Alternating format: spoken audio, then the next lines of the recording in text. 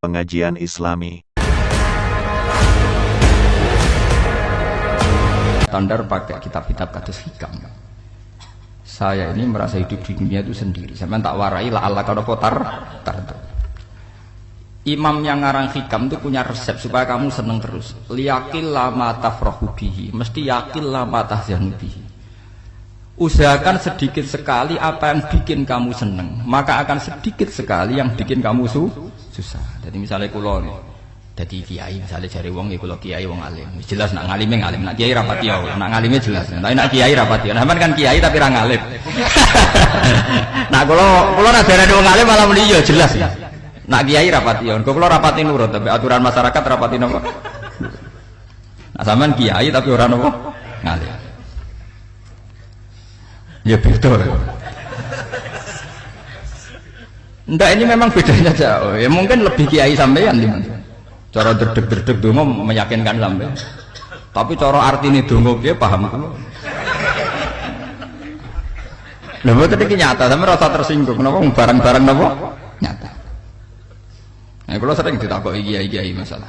Resepnya apa jenenge? Kok jenengan ra tau susah, padahal kita ra tau wiridan, ra tau mohi sisip.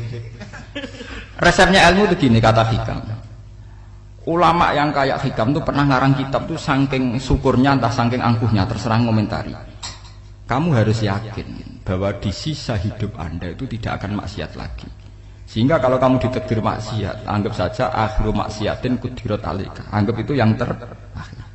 Siapa yang menganggap mohal bahwa dia tidak akan dosa sampai mati, berarti menganggap Tuhan itu lemah. Karena cara berpikir kita kan bayangkan hidup itu 40 tahun lagi. Misalnya saya sekarang buat 40, bayang urip kadang 4 tahun meneh. Sampean misalnya umur selawe, bayang selawe tahun meneh. Sehingga nganggep dalam durasi ini selawe tahun kok orang maksiat kan mohal. Apalagi sampai sudah tahu maksiat itu bakatem, paham? Ya maksiat ya kelas-kelasan, nak BG pacaran. Nak wong iso mau yo nakal, nak sing setengah soleh ya berbau proposal ya sesuai kontaknya dhewe-dhewe. Itu kan urusan masing-masing. Ya itu kan urusan masing. Wae wakisabu ala wa ngono ora ana sing roh wae wakisabu ala. Ngrobongan wali songo, mbok kangen wali songo, mbok golek selisih wawahu napa alam. Sing roh pangeran tiap mbok kangen wali, mbok golek selisih margin. Niku semoga wawahu napa alam. Ya itu kan urusan jenengan mbek pangeran, mboten urusan kula. Tapi tetap saya sebagai ulama mengingatkan, niat itu ditoto. Begini, ulama dulu tuh ngitung hidup itu hanya 2 menit 2 detik. Sehingga dia ya gampang saja. Kayak imam, kayak kanjeng Nabi itu, ya Rasulullah kenapa tidak menyediakan makanan untuk besok? Loh, saya itu tidak yakin kalau hidup saya sampai besok. Ya sudah begitu cara, ya sudah tenang saja. Kalau sampean kan bayangkan hidup 4 tahun lagi, 5 tahun lagi, sehingga arah mangan wedi tenan. Padahal bolak-balik zaman cilik arah mangan tetep wedi. Jadi cara berpikir Nabi itu begitu. Begitu juga cara pikir sahabat, cara pikir ulama-ulama yang waras itu begitu. Loh, saya itu pernah melarat di Jogja zaman pertama merantau. Itu kalau santri saya bilang, "Gus kok tidak punya beras?" Tapi apa yakin nak sesuk urip Pak? Kowe buta mangan sesuk, anak sesuk ijek napa? Cara berpikir ulama itu begitu.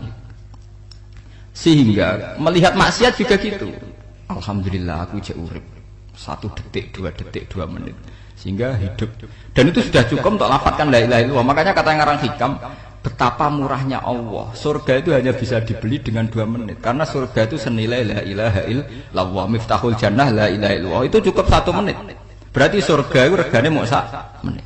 Dan karena dia nganggap hidup itu 1 menit ke depan, la ilaha illallah, ya sudah. Dia ngitungnya hidup itu per menit. Kalau sampean kan enggak, per 10 tahun, per 20 tahun. Sehingga kriminal betul, cara pandang sampean itu kriminal betul. Sehingga bayangno kudu di duwe, kudu di bojo, nak kiai kudu di pengaruh. Lah kalau saya enggak. Saya meskipun enggak sehebat itu, tapi mewarisi keilmuan mereka. Jadi misalnya saya jadi ulama, itu bayangno di santri mau sitok. Islam pokoknya ke Ahmadiyah ya gitu saja. Ya pokoknya ya sudah gitu. Orang bayangno santri sing kampinan takwa khusuk salam tempel demen gelo. Demen apa? Lo tanyakan santri-santri saya itu mungkin belum pernah nyuruh istri saya bikin kopi. Bisa dihitung. Karena saya itu sederhana saja. Misalnya saya pergi dari Jogja, ini yang nyata salam. Bayangno bojo wis maca, gawekno kopi, bukakno lawang malah kecewa. Seperti umumnya orang kan gitu. Semerantau ada bang bojoku nyuambut, digekno kopi, digodhogno banyu hangat teman, bareng teko bojone wangep kukur-kukur. Karena paritnya dia ideal, maka mudah kecewa kalau itu tidak terjadi. Nak kula mboten, sembayang napa Yogya pokoke bojoku cek uta Islam. Nak salat 5 wulan ya sudah gitu. Pakai standar-standar yang minimalis. Saya dari rumah bangun sampai ngaji ya, pokoknya melek, terus ya sudah nak sholat domadem nopo, mulanya sudah gitu. Andai kan saya pakai standar maksimal, maka akan mudah kecewa. Rasulullah juga begitu. Rasulullah itu ngadepi Sayyidah Aisyah, itu ya begitu, ngadepi Hasan Husain. Sehingga tidak ada cerita Nabi mudah kecewa, betul. Karena Nabi bayangkan anak istrinya itu ya minimalis sekali, urusan dunia maksudnya minimalis sekali. Misalnya Nabi pagi-pagi tanya, ya Aisyah apa ada sarapan? Ndak ya Rasulullah, ya ikan asumu kalau gitu saya puasa. Kalau sampean usul-usul ora digekno kopi wong wedok opo? Itu kan repot. Muni-muni itibak sunnah Rasul tapi ndak pernah sampean mendekati sunnah napa? Rasul. Sehingga ya tenang saja Nabi. Saya tuh alhamdulillah bisa niru dalam gitu-gitu tuh bisa. Makanya ini kiai muda paling enjoy. Banyak kiai-kiai yang sepuh itu kalau urusan gitu konsultasi Mas. Gus resep apa kae? Niki kula resep ora karep apa. Juga saya tidak pernah bayangkan apa tanggaku seneng aku atau ora sing ngaji aku kecewa, tidak pernah bayangkan. Sampean itu kan makhluk, tidak penting. Kecewa tidak kecewa itu tidak penting. Saya itu orang alim, ngerti ini warido kamat lubi, ora waridokum. Yang tak goleki ridane pangeran, ridane sing ngaji, ridane konsumen. Itu apa makhluk tidak penting. Itu harus dilatih. Harus napa? Sehingga orang itu kalau biasa sholat, maksudnya biasa ta'alluq bi Allah, mesti la'alla katardo, mesti gampang puas. Karena dia iktifak ngalap cukup be Allah Subhanahu wa ta'ala. Saya sebagai manusia juga sering ditangisi istri, misalnya saya sering ke Jogja sendirian. Nah ninggalan apa? Ninggalan ibu milih pangeran. Misalnya mati ninggalan ya paling aku wong apik ning swarga. Paling wong nangis gue kegiatan tak kayak bukan apa-apa. Ingin saya bahwa konstitusi ulama itu masih iktimat Allah. Kalau kita kan enggak. Cara berpikir kita ngaji itu ideal sing ono podium, sing ngaji kelambinan takwa kabeh, keturunan kaji kabeh, ndiluk kabeh. Kita kan pakai standar-standar yang dengan asumsi kita. Padahal Nabi dulu zaman sugeng al iman hahuna wa yusiru ila qalbihi sadrihi salah satu iman itu urusan hati. Komitmen sampean be Allah Subhanahu wa taala. Nah ini resepnya. Makanya kata hikam yakinlah ma tafrahu bihi, mesti yakinlah ma tahzanu bihi. Sedikitlah kamu gembira dengan satu hal, nanti akan sedikit kamu yang kecewa. Artinya misalnya kados kula sebagai ulama seneng kula nu kok ijek iman, ya kayak wong awam. Ya sudah gitu. Jadi misalnya suatu saat kula jatuh, yang ngaji saya gak semeneng dadi kupeding. Wong sing seneng kula bubar kabeh. Kula ya ora susah, miskola darah bener. Gus saiki jenengan ora sing seneng. Ya tenang saja. Sing ora seneng ya makhluk-makhluk ora jelas. Dan status mereka tetap layaduru walayam. Ini harus dilatih. Sehingga Nabi itu ya meskipun beliau itu perang, sahabatnya meninggal ya tenang saja. Nabi cara berpikir yang meninggal mereka mati syahid, yang masih hidup dianggap berpotensi melakukan kebaikan. Sama tak warai resep-resep dari Rasulullah SAW. Saya ini sebetulnya memaksa, menjelaskan ini maksa karena saya inginnya jadi ulama yang kayak umumnya orang. Tidak ideal amat. Tapi kan saya ditakdir ilmunya itu ideal. Jadi terpaksa saya jelaskan. Tapi kalau perilaku saya tidak akan ideal. Soalnya ngawur. Saake mari kufuri pengiran nganggur bolak-balik cerita. Ada seorang wali, karena dia wali itu doa di multazam, ya Allah saya ini minta satu hal. Karena dia wali maka tidak minta uang, tidak minta jabatan, minta engkau takdir saya tidak pernah maksiat. Itu kan bagus sekali. Minta doa ditakdir gak maksiat kan ada. Dari pengiran malah jawab. Fa'ena adza'u ghufran. Karena tau maksiat malah sifat ghafurku tak ada kok endi. Gamane pangeran ngene, sifat ghafurku ora nganggur. Malahnya tidak ada orang selain Nabi kecuali ditakdir tahu maksiat. Ben sifat ghafure pangeran efektif. Paham napa? Lah sampean kan ghafure mbok nggo kabeh. Dadi karek sajidul iqab. Karena maksiate sampean wis sering. Jadi sifat ghafure wis berlaku aktif. Saya karek nunggu sifat sajidul iqab. Paham ya? Itu beda dengan wali-wali. Sifat sajidul iqab mau aktif, mereka tidak punya dosa. Malah pangeran bingung gak kok sifat ghafur. Apa ada kok ghafur atau dosa. Didakoki sajid dulu kok gak tahu maksiat. Jadi pangeran malah sing bingung. Nak kowe ora tau maksiat Ghafur kok tak dakoki. Kok ora tau maksiat wong iku ora tau apa? Didakoki sajid dulu kok gak mungkin ora tau maksiat. Lah pangeran ape dakok Ghafur kan syaratnya dosa sik. Sampeyan kan walian. Ghafure wis dientekno. Keseringan kepake, paham ya? Karek nopo? Karek sajid dulu. Ya itu memang standar Tuhan. Semua Quran itu kalau nyeritakan gitu. Nabi ibadi anni anal ghafurur rahim. Kaulaku ceritani aku ghafurur rahim. Tapi yo ceritani wa anna adzabi wal adzabul alim. Nabi ibadi anni anal ghafurur rahim wa anna adzabi wal adzabul alim. Kalau Nabi Ibrahim, Nabi Muhammad inna rabbaka lasariul iqab. Pangeran cepat nyiksane. Tapi wa innahu laghafurur rahim. Jadi dua sifat ini pasti aktif. Dan tentu ulama itu senang sifat ghafur itu ya meskipun aktif, tapi mereka tidak pernah ngambil fasilitas sifat nopo. Kalau baleni malih. Sehingga kayak Sayyidina Umar radhiyallahu anhu ketika beliau pertama jadi khalifah, ini cerita di kitab Hayati Sahabat.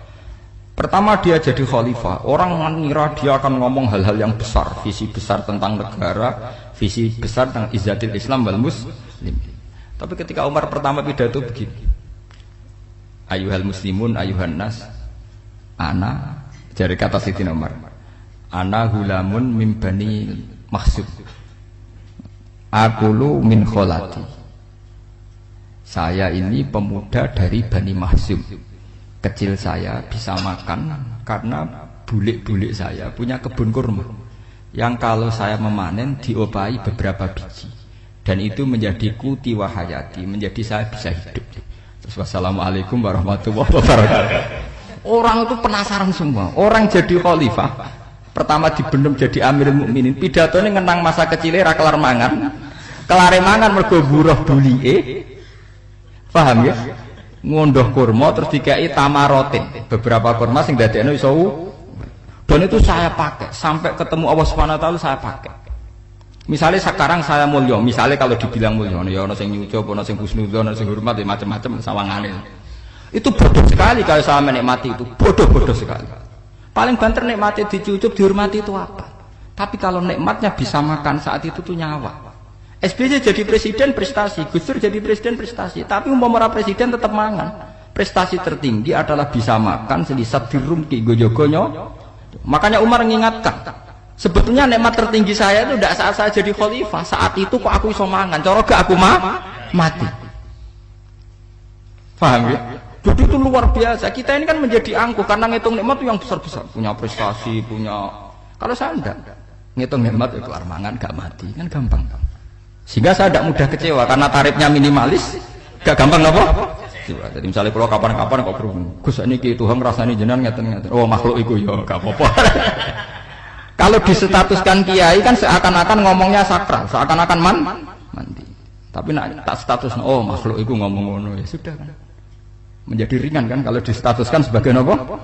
Makhluk. Tentu makhluk statusnya la yadurru wala yanfa. Nah di sini ini pentingnya orang-orang ahli tauhid tentu tidak punya kesusahan.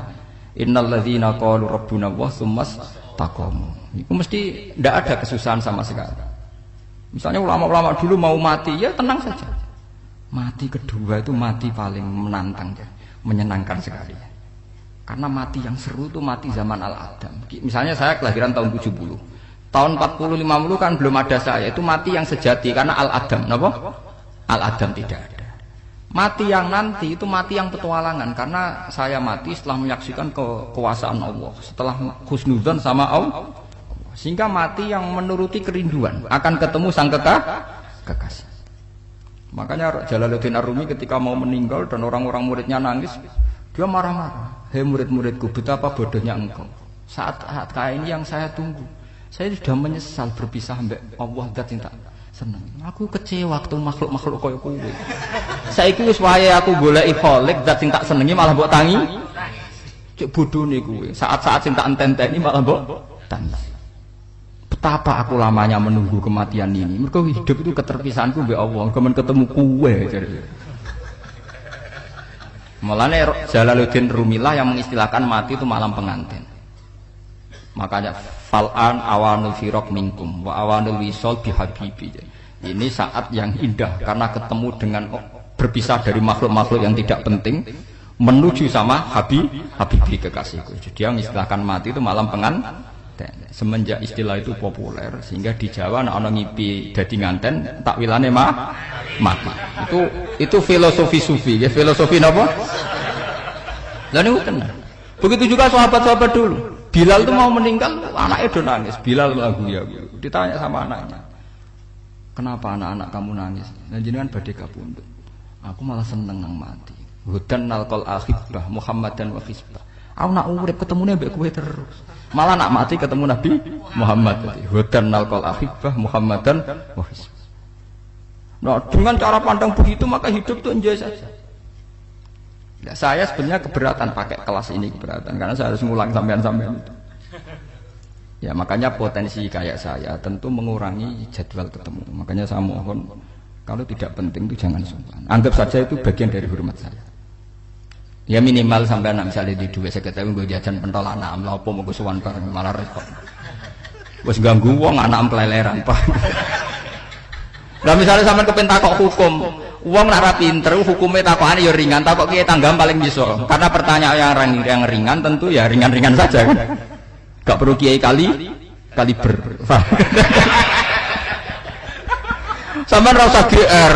Kula pertanyaannya angel Gus Dano sing iso jawab. Wong nak ra alim tahke, iku pertanyaane ya ora pati mutu. Iku wis kangelan ngoten. Ini mboten ngenyek tapi padha enak. Padha apa? Makanya kalau latih. Jadi hikam sendiri itu ada manhaj, ada metode. Kalau orang supaya tardo, liyakillah ma tafrahu bi, yakillah ma tahzanu. Anak saya itu kalau habis main pulang, itu saya senengnya pol. Istri saya pernah jangan. Gus, anak mulai senengnya dik piro-piro, anakku gelem mulai ning omah. Misalnya minggat terus piye. Saya itu anakku lo main mulai itu seneng. Piro-piro anakku mulai ning omah. Dipanggil anak saya bapak itu senengnya sak boleh. Piro-piro ana sing manggil bapak. Jadi saya pakai standar minimalis sekali. Saya tidak pernah pakai tarif. Dia anak yang ideal dihormati orang.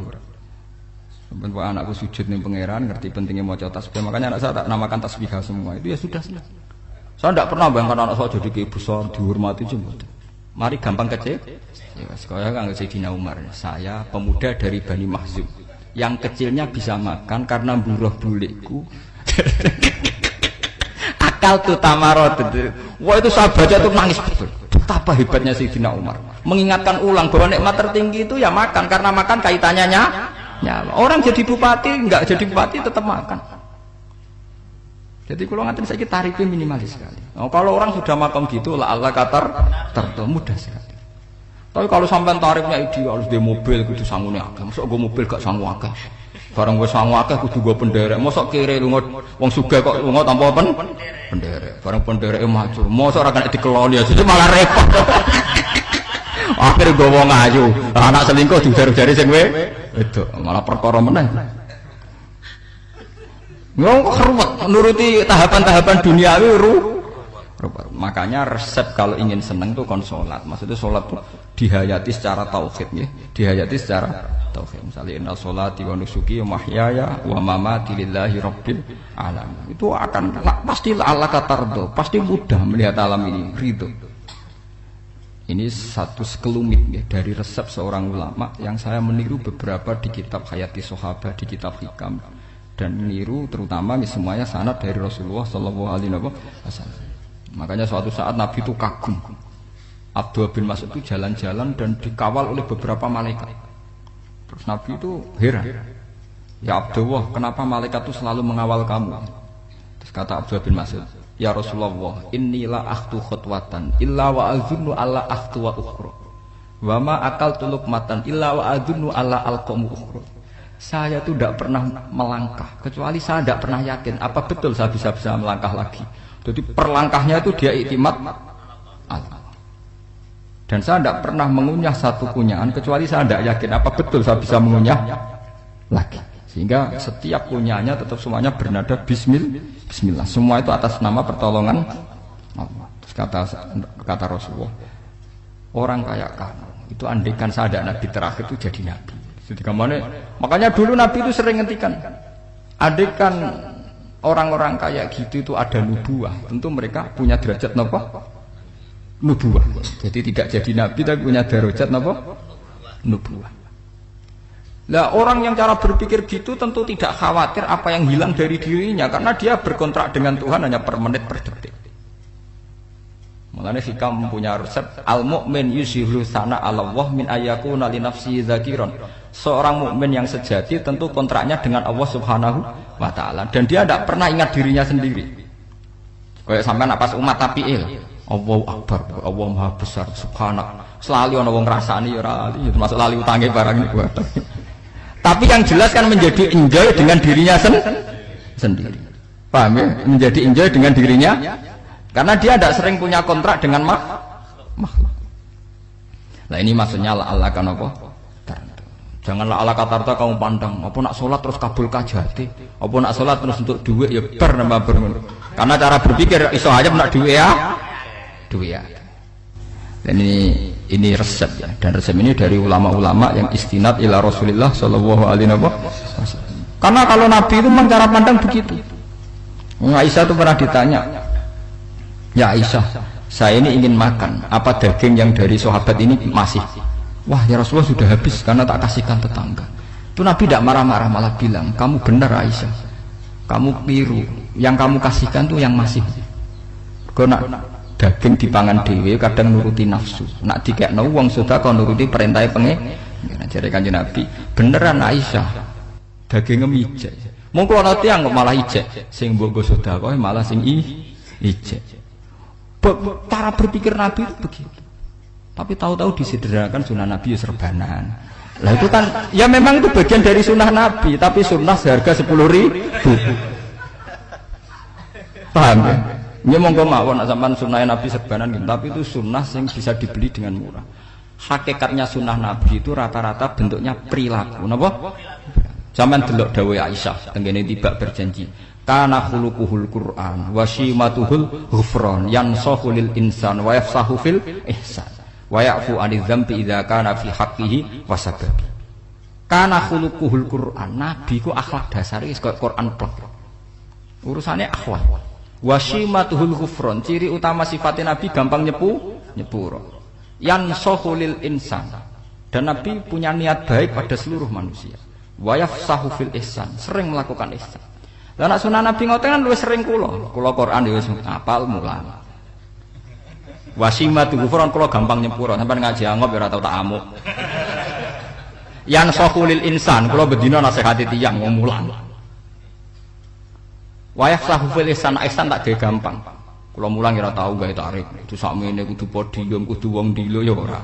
Pokoke anggere ke Ahmadiyah ya salat madhep ngulon ya sudah. Loh itu kan dawuh Aisyah ketika ditanya kaifa kana khuluqu Rasulillah. Dan itu semua dijawab oleh ahwal, oleh sebuah perilaku. Tidak ada Aisyah jawab nganggo atribut. Oh Nabi itu jubahan, serbanan, tidak ada itu. Memang itu sunnah ya, saya aku itu sunnah, teman jangan salah paham ya. Tapi itu sunnah yang tidak dijawab oleh Aisyah. Sunnah yang sampean jawab sendiri, paham? Aisyah yang istrinya Rasulullah ketika ditanya kaifa kana khuluqu Rasulillah, beliau jawab kana khuluquhul Qur'an wa simatuhul ghufran yansahu lil insan wa yafsahu fil ihsan. Semuanya akhwal wa ya'fu 'anil dzambi idza kana fi haqqihi wa sababi wa idza dhi'a haqqu wa lam yakun li ahadi marra'ahu badihatan haba wa idza da'ahul miskinu ajaba yaqulul haqqa walau kana murra wa la yutmiru lil muslimin hisaw wala dur. Semuanya itu akhwal, satu perilaku sosial. Saya mengakui kalau serbanan sunat, ya saya ngakui. Tapi sunnah wis karena saya mewakili yang akhwal tadi, yang apa? Lah mungkin untuk sampeyan, monggo kalau untuk ngisi sunnah. Tapi mbok ya adil itu. Ini bukan kritik buatan ke, yang meyakini serban sunat kan sudah banyak dan itu bagus. Tapi cobalah juga meyakini ahwalu Rasulillah.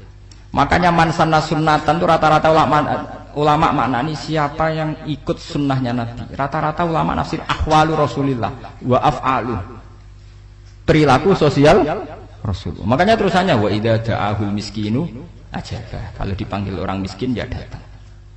Ya maksudnya ada harus orang miskin manggil pas resepsi kawin mboten. Misalnya ana wong melarat kuwi di sepeda motor, wong melarate yo ngeterone puskesmas ya mbok terno. Wong melarat lara yo nukono misale apa minyak kayu putih mbok tekani.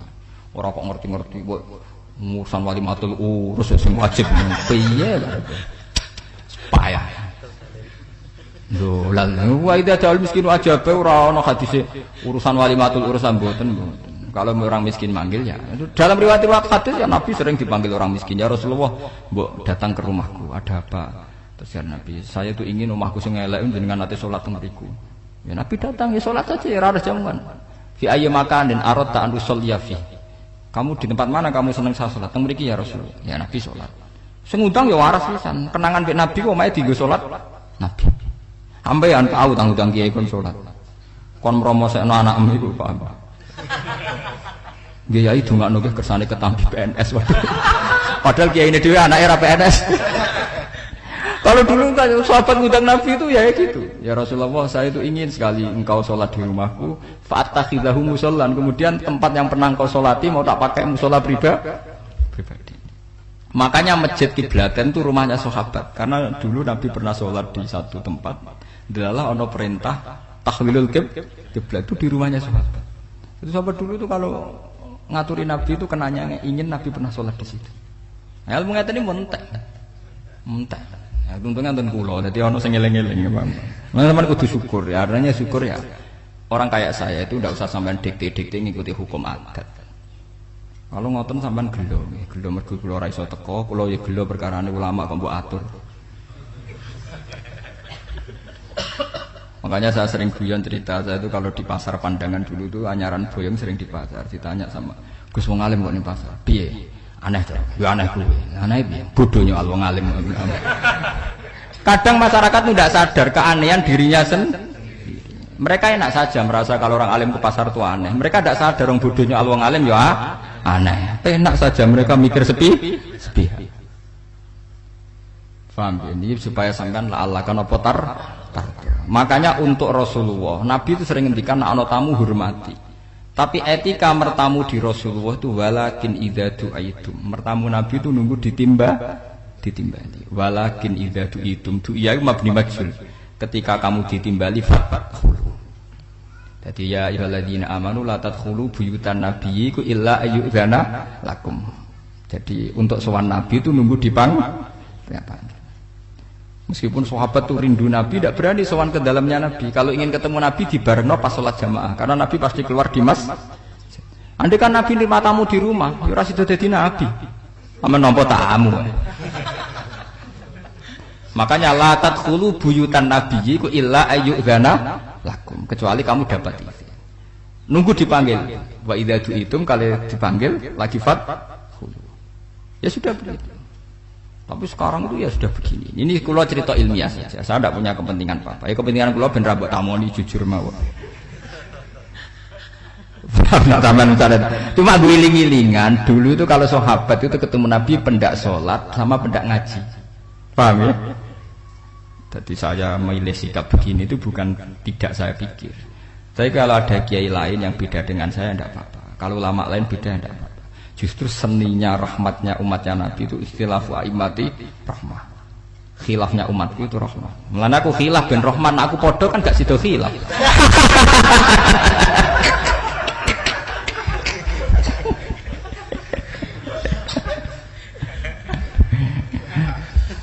Dasar duwe buat khilaf. Jadi sebetulnya jelas ya ayyuhalladzina amanu la tadkhulu buyutan nabi la yudzana lakum la ta'amin ghairu nazirina inna walakin idza du'itum. Kalau kamu nah, padahal setelah tidak ada nabi tentu yang mewarisi nabi adalah ulama. Ya minimal itu ya ulama itu pokoknya kula kenangan jenengan yang ngaji misalnya. Kenal Gus Ba ya kenal nabi pas ngaji ya sudah gitu. Sahabat kenangannya sama nabi ya gitu. Nabi roh jenengem ora cuma aku betina jamaah mbek Nabi. Ya sudah gitu kenangannya. Yang kenal Nabi ya sahabat papan-papan atas ya. Makanya sahabat itu ribuan tapi pancete sing muncul ning hadis Abu Bakar, Umar, Utsman, Ali. Karena yang lain memang enggak kenal, hanya ikut sholat, ikut ngaji. Jadi ya enggak ada memang enggak tahu muncul ning apa? Hadis. Muncul-muncul jam'un minas sahabah. munculnya rombongan. Ya karena mereka kenalnya Nabi ya benda sholat, benda apa? Ngaji. Paham gitu. Terus niki kula sukani resep liyaqil ma tafrahu bihi, mesti yaqil ma tahzanu bihi. Supaya sedikit sekali yang bikin kamu senang, maka akan sedikit sekali yang bikin kamu Jadi misalnya kita bayangno bojo ngoten. Bojoku alhamdulillah cah Islam nak salat madhepmu. Jadi misalnya roh cerewete, roh judese, roh kukur-kukure mbek angop tenang. Tenang. Mergo jais tenang karena tarifnya mini. Jajal misalnya tarif bojo kudu senyum teko wis maca. Bareng roe teko angop waduh wis bar. Itu dari hikam gampang. Makanya hikam itu punya cerita. Suatu saat seorang raja itu dapat kiriman gelas keramik yang indah sekali dari Zabarjat. Terus bertatahkan intan, pokoknya serba mewah. Raja itu senang sekali. Ketika tanya penasihatnya, menurut kamu gimana gelas ini? Ya gelas ini indah sekali, tapi sebaiknya raja ndak punya aja. Loh, saya senang kok sebaiknya ndak punya. Saking senangnya raja itu tiap minum pakai gelas itu, kalau ndak ada nggak mau minum. Suatu saat gelas itu pecah, susah sekali raja. Memanggil penasihat, iya bener kamu. Kalau saya dulu ndak punya malah tahu pecah. Jadi dulu raja itu yang gelas atom gelem, gelas biasa gelem, kan menjadi bunga yang gampang kan ringan. Tapi sekarang bunganya bersyarat, kan menjadi tambah repot. Sama, aku di sini untuk bojo aku asal wedok sampai sholat madem mulat wis seneng. Tapi setelah kamu pakai tarif yang macam-macam kan tambah senengnya ngenteni macak, ngenteni ramah, ngenteni servis kan repot. Tapi aku bojo kula sering janggal. Kepengen kula niku ngamuk, kula bilang ngamuk apa kowe Islam apa? Kowe ya rohku ya Islam ya salat, ketoke madhep mulan nang ngamuk urusan apa? Ya aneh memang cara berkeluarga saya aneh, tapi aneh yang waras. Timbang sampean umumnya orang umum tapi tidak bener. Karena tarifnya kebanyakan. Nah, itu jenis apa? Liyaqil ma tafrahu bihi, mesti yaqil ma tahzanu. Al-Fatihah.